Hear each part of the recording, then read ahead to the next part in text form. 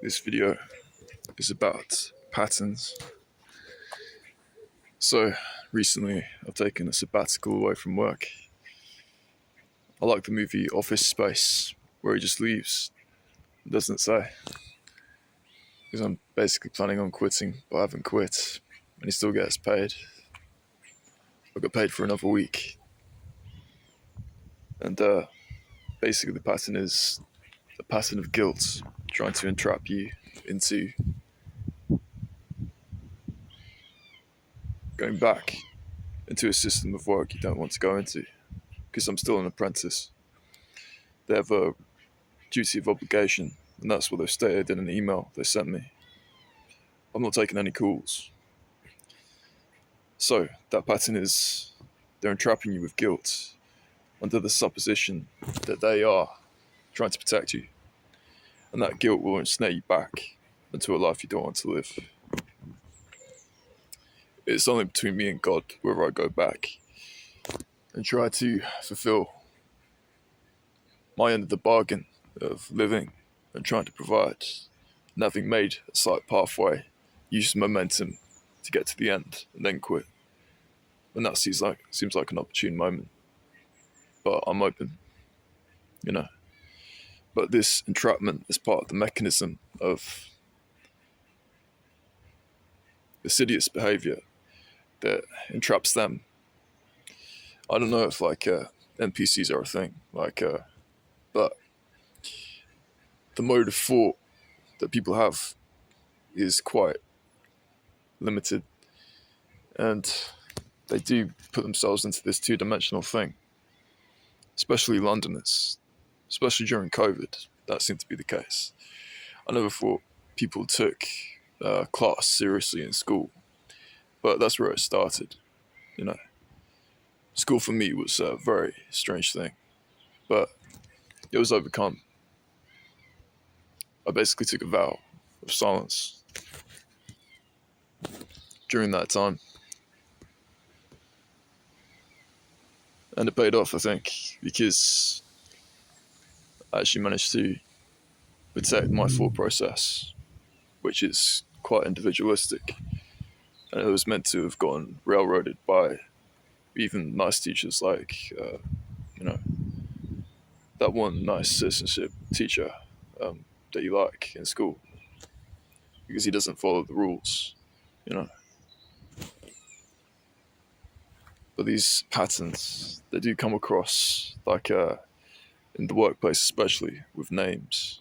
I don't know if personalities adhere to names in people. Like your boss has the same name usually. There's usually two Jakes. I'm Jake. There's usually two Sams or so, that you hang about with. And it goes into your love life as well. I tried Louise's, Catherine's, Kate's, Kat's. I'm unsure as to whether it should be seen as advanced, or it's, you're on the cusp of something that could be interesting. I think it could be overlapping the brain I think it's cerebellum folds that encode information into your mind. But at the same time, I've been of the thought process that basically everything is somewhat connected, at the least. And that if one thing is the case, even if it's a glitch, then it is actually manifest by reality anyway. So it's part of reality.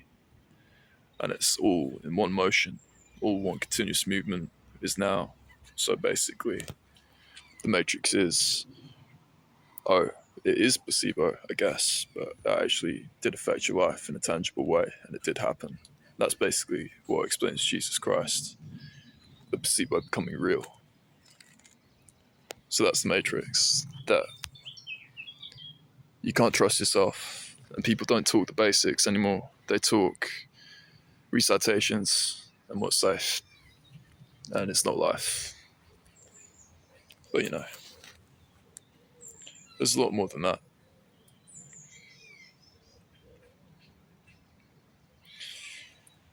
yeah, and it's the same entrapments. Like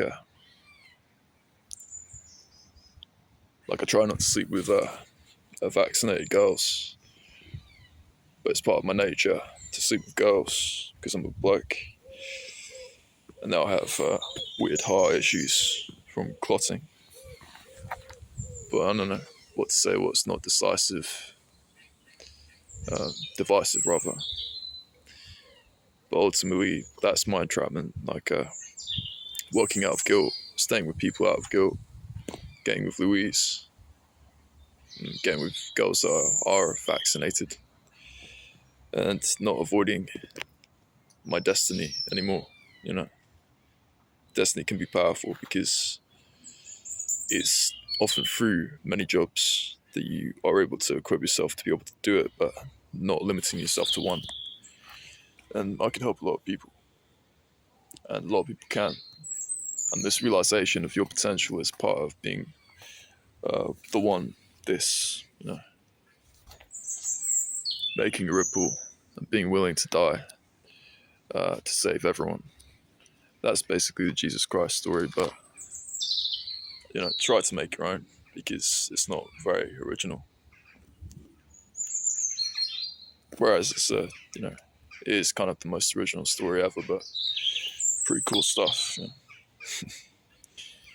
But yeah, I think a part of making that new story is having humility because I don't know what the fuck I'm talking about, but no one else does really either. So yeah, have a good day.